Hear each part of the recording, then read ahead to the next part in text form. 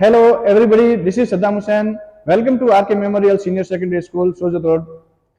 पिछली वीडियो में हमने ह्यूमन ज्योग्राफी के बारे में पढ़ा था, उसके नेचर के बारे में पढ़ा था, उसके फिजिकल रिलेशन, फिजिकल इन्वायरमेंट के साथ रिलेशन कैसे उनके बारे में पढ़ा था और कुछ डेफिनेशन अपन थिंकर्स के द्वारा दी गई, एलन सी सैंपल और जो भी थिंकर्स थे उन्होंने जी उनके बारे में पढ़ा था। अब अपन इस वीडियो के अंदर अपन पढ़ेंगे कि ह्यूमन ज्योग्राफी और फिजिकल ज्योग्राफी में कौन बड़ा है। ड्यूलिज्म जो पढ़े हैं, जिसको द्वैतवाद बोलते हैं, उसमें बहुत सारे ह्यूमन ज्योग्राफी के नेचर्स जो थिंकर्स है वो कहते हैं कि नहीं, ह्यूमन बड़ा है, वो अपने आप को नेचर के साथ कुछ भी ऑक्यूपाइड करके वो अपने कुछ भी कर सकता है।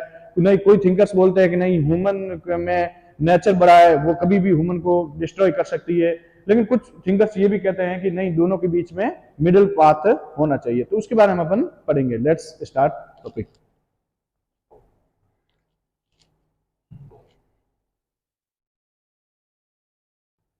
Naturalisation of humans and humanisation of nature, यानी ये अपन पढ़ेंगे कि नेचुरलाइजेशन ऑफ ह्यूमन, यानी ह्यूमन का नेचुरलाइजेशन होता है, प्रकृतिकरण हो रहा है ह्यूमन का। एक में हो रहा है कि मतलब जो से नेचर कह रही है वैसे वैसे ह्यूमन को करना है, यानी नेचर अपन को लीड करेगी और उसके अनुसार अपन को अकॉर्डिंगली अपन को ह्यूमन को करना पड़ेगा।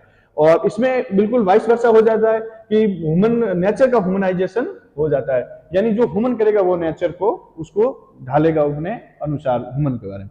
यानी अपन ने पढ़ा पहले अर्लीस्ट पॉइंट के अंदर नेचुरल, इसमें सबसे पहले नेचुरलाइजेशन में ये होता है कि सबसे डोमिनेट होता है, फैक्टर होता है वो नेचर होता है। नेचर ही आपको तय करेगा क्या खाना है, क्या पीना है, कहाँ रहना है, वेयर यू लिव, ये सब डिसाइड करने वाला नेचर होता है। इसमें फिर ह्यूमनाइजेशन ऑफ नेचर में होता है कि ह्यूमन ही डिसाइड करता है।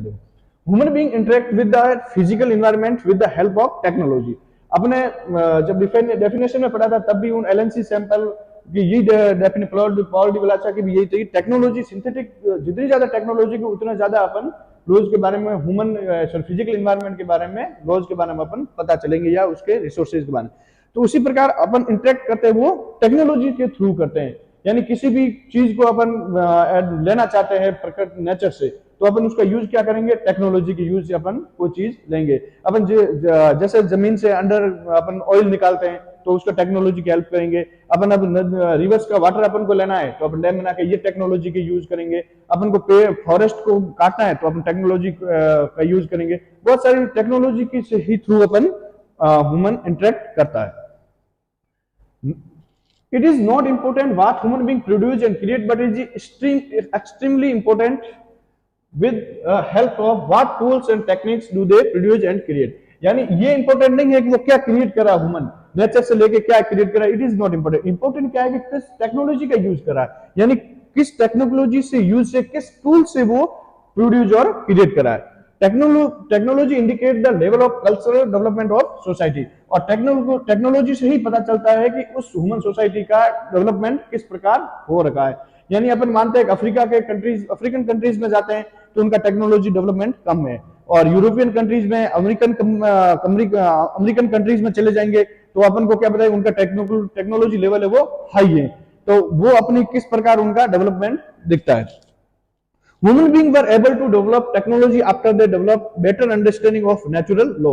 अब ह्यूमन बीइंग क्या करेगा कि टेक्नोलॉजी कब डेवलप करेगा, टेक्नोलॉजी डेवलप कब होगी, जब नेचुरल लॉज के बारे में उनको पता चलेगा, यानी नेचर के बारे में पता चलेगा तभी अपन नई टेक्नोलॉजी बना सकते हैं। यानी सबसे पहले जब आदि मानव था, पूरा वो ह्यूमन बीइंग था, उसको कुछ भी पता नहीं था, तो जैसे ही उन्होंने देखा कि फ्रिक्शन हो रहा है, दो पत्थर के बीच में आपस में टकराए तो उनमें से क्या निकली, फायर निकले, तो उनको यह फ्रिक्शन का लॉ पता चला, यानी कि दो चीजें टकराने से, पत्थर के टकराने से क्या बनती है, आग बनती है।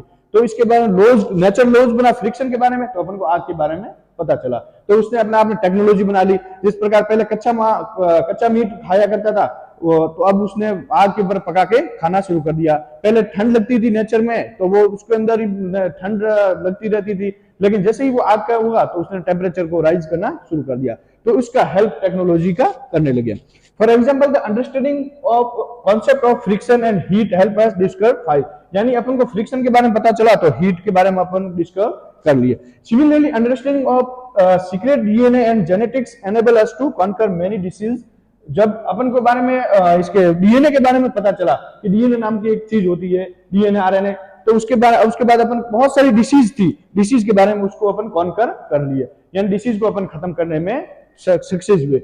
We use the laws of aerodynamics to develop faster plane, और उसी प्रकार अपन के बारे में एरोडायनेमिक्स के बारे में पता चला तो अपन ने क्या कर लिया, फाइटर प्लेट वगैरह बनाना शुरू कर लिया। यानी नेचर ने अपन को क्या दिया था, डिस्टेंस, लॉन्ग डिस्टेंस दिया था।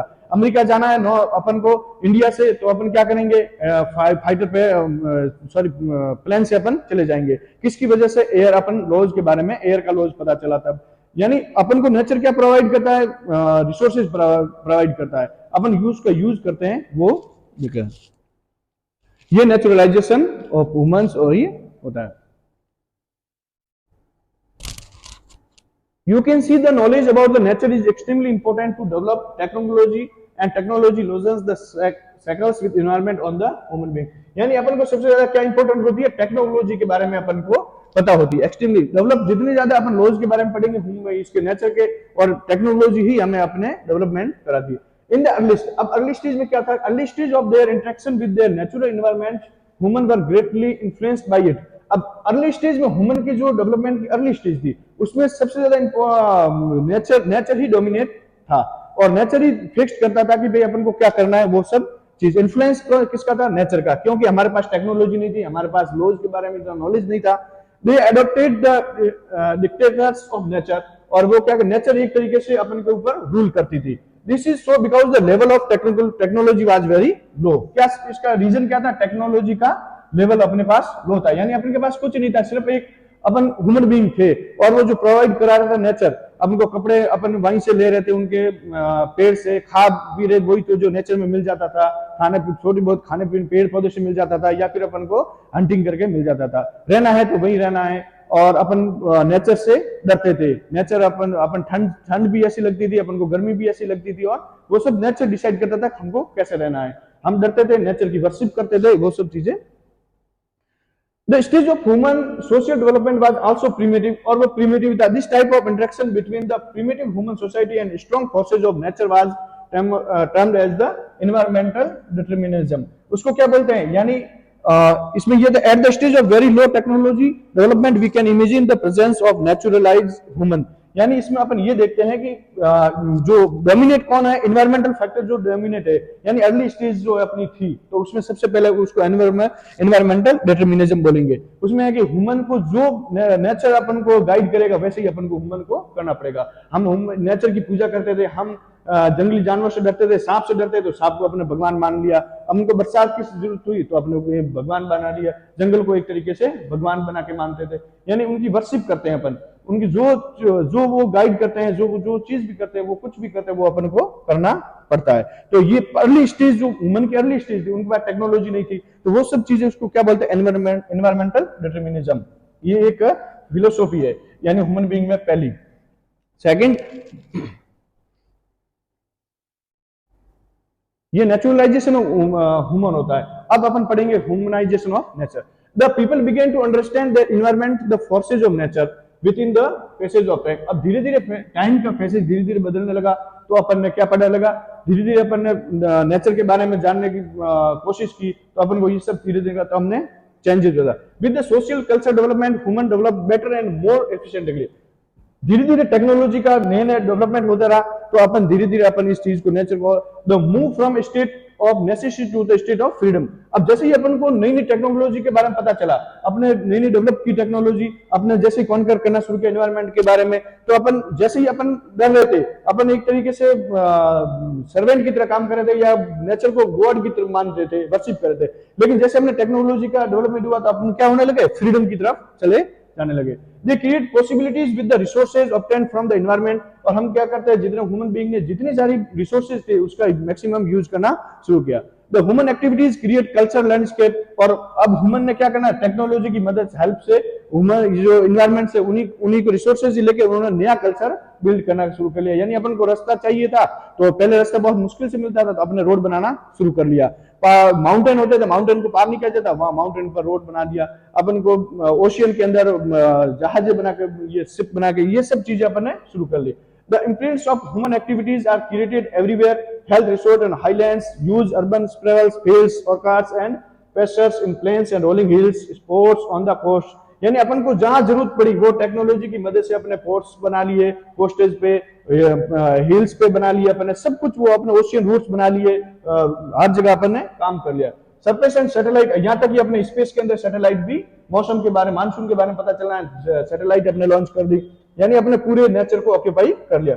The earlier scholars term this as a possibilism. अब इसको क्या करने लगा, इस पॉसिबिलिज्म, इसको क्या करना, nature provides opportunity and human being make use of this, slowly nature's get humanised and start bearing the imprints of human and our. यानी थिंकर्स कहते हैं कि जो नेचुरलाइज नेचर है वो अपन को क्या करता है, रिसोर्सेज प्रोवाइड करते हैं और अपन उसका यूज करके उस नेचर पर ऑक्यूपाई करते हैं, उस चीज को पॉसिबिलिज्म कहते हैं। यानी दो चीजें होगी अपन ने पढ़ा, एक तो होता है कि नेचर डोमिनेट होता है जिसके अंदर ह्यूमन बस कुछ नहीं करता है, जो नेचर अपन को प्रोवाइड करता है उसी के साथ अपन चलते हैं, उसको इन्वायरमेंटल डिटर्मिनिज्म बोलते हैं। वो अर्ली स्टेज थी ह्यूमन बीइंग की। अब जैसे ही टेक्नोलॉजी के अपन के डेवलप हुई, अपन ने लॉज के बारे में पढ़ा, लॉज के बारे में पता चला, तो अपन इस प्रकार बन गए कि हमने नेचर को ऑक्यूपाई कर लिया, तो उसको क्या बोलते हैं, पॉसिबिलिज्म, पॉसिबल। आज इतना ही, नेक्स्ट वीडियो के अंदर दोनों और नेक्स्ट पढ़ेंगे। Thank you, thanks.